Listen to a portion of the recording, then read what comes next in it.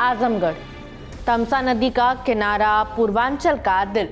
यहाँ 80,000 वर्ग फुट का चमचमाता पीडीए भवन समाजवादी पार्टी का नया किला है।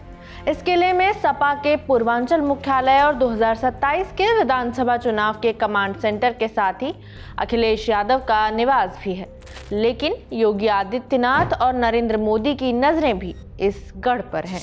क्या आजमगढ़ में सपा का किला मजबूत रहेगा या बीजेपी सेंधमारी में कामयाब हो जाएगी?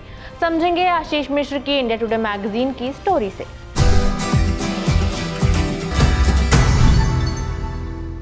नमस्ते, मेरा नाम खुशबू है और आप देख रहे हैं India today Hindi.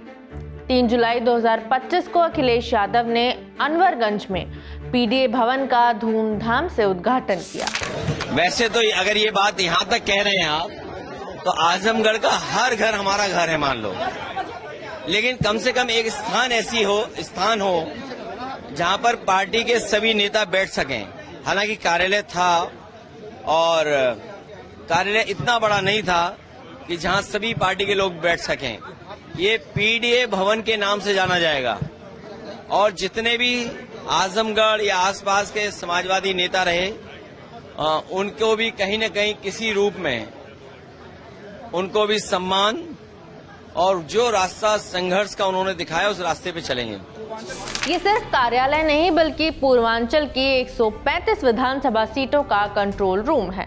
Ground floor पर कार्यकर्ताओं के लिए कक्ष, अखिलेश का निजी ऑफिस, सुरक्षा कर्मियों के लिए रूम और 2000 लोगों का ऑडिटोरियम। पहली मंजिल पर सपा मुखिया का निवास और मीटिंग रूम। सपा ने इसे पीडीए भवन नाम दिया, जो उनकी पिछड़ा दलित अल्पसंख्यक स्ट्रैटेजी का सिंबल बन गया है। 2024 के लोकसभा चुनाव में इसी रणनीति से सपा ने 37 सीटें जीती थी। आजमगढ़ की सियासी अहमियत शिबली नेशनल कॉलेज के पूर्व प्राचार्य ग्यास असद खां बताते हैं। यहाँ पे जैसे आजमगढ़ को काट के मऊ जिला बन गया, उसके बाद गाजीपुर लगा हुआ है, बनारस बिल्कुल समीप है, गोरखपुर है, गोरखपुर आजमगढ़ के साथ जुड़ा हुआ है। तो ये सब मिलाकर के जो पॉलिटिकल एक्टिविटी होती है वो आजमगढ़ में चूँकि ज़्यादा हो जाती है बिकॉज ऑफ इट सिचुएशन, इसकी स्थिति की वजह से हो जाती है।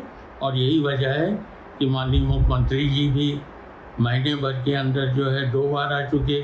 अखिलेश जी 3 जुलाई को यहाँ पे आए हुए थे और जिस तरह से उन्होंने अपने आवास वगैरह का एक तरह से उद्घाटन किया, तो इस वजह से आजमगढ़ को पॉलिटिकली थोड़ा सा स्ट्रॉन्ग इसका प्रेजेंटेशन हो गया, इसलिए ऐसा होता है। 20 जून 2025 को योगी आदित्यनाथ ने गोरखपुर लिंक एक्सप्रेसवे का उद्घाटन किया। सालारपुर रैली में उन्होंने सपा पर निशाना साधते हुए कहा कि पहले आजमगढ़ आतंक का पर्याय था, अब ये साहस का गढ़ है। 9 जुलाई को वो पौधारोपण अभियान के लिए लौटे। 20 दिन में 2 दौरे। 2027 की जंग शुरू हो चुकी है। इसके अलावा 11 मार्च 2024 को पीएम मोदी ने मंदुरी हवाई अड्डे का उद्घाटन किया। 34,000 करोड़ की परियोजना का ऐलान करते हुए पीएम मोदी ने कहा कि आजमगढ़ अब आजन्म गढ़ है, विकास का गढ़, ये मोदी की गारंटी है। लेकिन मंदुरी हवाई अड्डा 8 महीने बाद बंद पड़ा है। घास उगाई है, सुरक्षा कर्मी वॉलीबॉल खेलकर समय काट रहे हैं। उद्घाटन के 1 महीने बाद एटीसी टावर में आग लगी और लखनऊ की उड़ानें बंद हो गई। सपा सांसद धर्मेंद्र यादव ने कहा, बीजेपी ने आजमगढ़ की उपेक्षा की है और जनता 2027 में जवाब देगी। चक्रपाणपुर का राजकीय मेडिकल कॉलेज भी बदहाली का गवाह बना हुआ है। 2006 में स्थापित होने के बाद भी आज तक हृदय रोग और कैंसर विभाग शुरू नहीं हो सके हैं।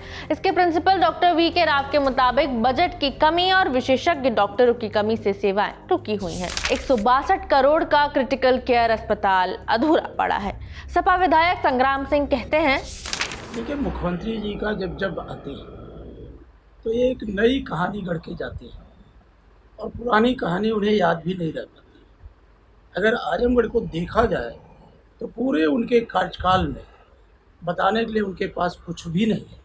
बार बार कहते हैं 1 डिस्ट्रिक्ट 1 मेडिकल कॉलेज। अगर आजमगढ़ के राजकीय मेडिकल कॉलेज की स्थिति को देखा जाए, स्वयं मुख्यमंत्री जी को उसकी समीक्षा करना चाहिए कि आज वहाँ का कोई भी विभाग संचालित नहीं हो पा रहा क्षमता के साथ। अगर जो सबसे बड़ी बीमारी से जूझ रहा है पूर्वांचल, खासकर आजमगढ़, चाहे कैंसर की जांच की कोई व्यवस्था नहीं है, हार्ट से आए दिन लोगों की मौतें हो रही हैं, मरीज वहाँ जाता है, वो भी एक मेडिकल कॉलेज और रेफर सेंटर बन करके रह गया है। मुख्यमंत्री जी को उस पर ध्यान देना चाहिए। हम सब ने जिलाधिकारी के माध्यम से अवगत कराया था कि आजमगढ़ की कुछ ऐसी सड़कें हैं जो जिसपे चलना दूभर है, लेकिन आज तक उस पर कोई भी बजट अलॉट नहीं किया गया। बड़े संगीत महाविद्यालय, गृह मंत्री जी आए, बड़ा ढिढोरा पीटा गया कि हरिहरपुर घराने में संगीत महाविद्यालय खोला जा रहा है। आज तक वो संगीत महाविद्यालय किस स्थिति में है उसका कोई अता पता नहीं है।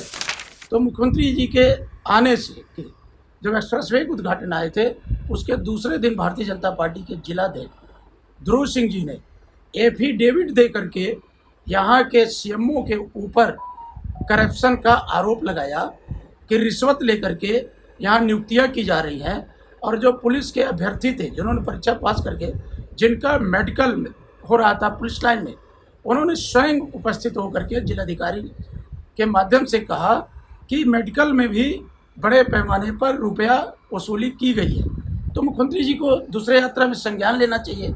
लेकिन आज भी अगर देखा जाए, आज के अखबारों में आया है कि आज भी उस पर कोई कार्रवाई नहीं हो पाई, और बराबर यहाँ के स्वास्थ्य विभाग आए दिन तारीखें निकालता है कि फला तारीख को साक्षात्कार है।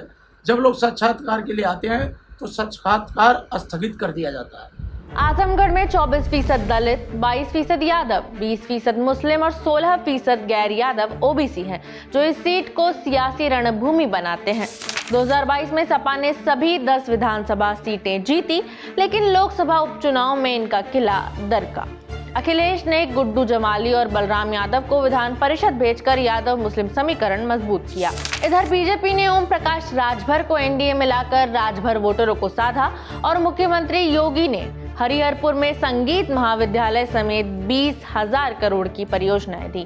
बीजेपी प्रदेश कार्य समिति सदस्य और आजमगढ़ निवासी अखिलेश मिश्र कहते हैं, देखिए 2027 में भारतीय जनता पार्टी आजमगढ़ में जो भी विकास अवरुद्ध था या पूर्ववर्ती जो भी सरकारें थी उन्होंने कुछ किया नहीं था, और भारतीय जनता पार्टी की सरकार पूज्य योगी आदित्यनाथ जी ने और प्रधानमंत्री नरेंद्र मोदी जी ने आजमगढ़ को बड़े बड़े सौगात दिए।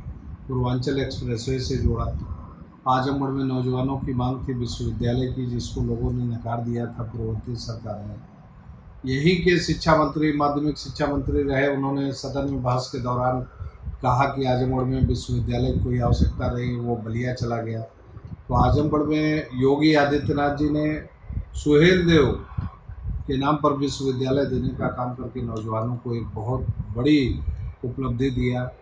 आजमगढ़ में हरिहरपुर में संगीत महाविद्यालय देने का काम किया।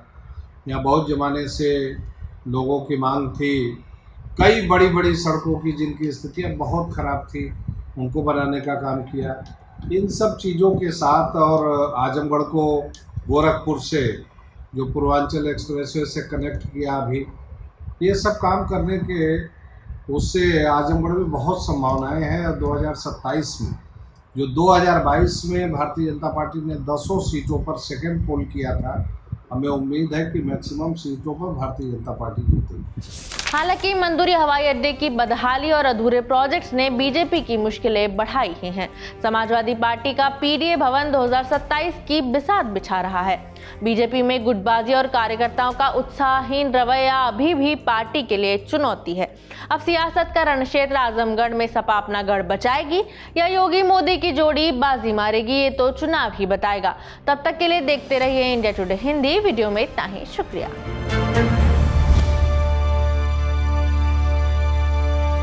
इसी तरह की तसल्ली से भरी हुई एक्सक्लूसिव रिपोर्ट्स देखने के लिए सब्सक्राइब करें इंडिया टुडे हिंदी का यूट्यूब चैनल और बेल आइकन जरूर प्रेस करें ताकि वीडियो अपलोड होते ही आपको खबर हो जाए।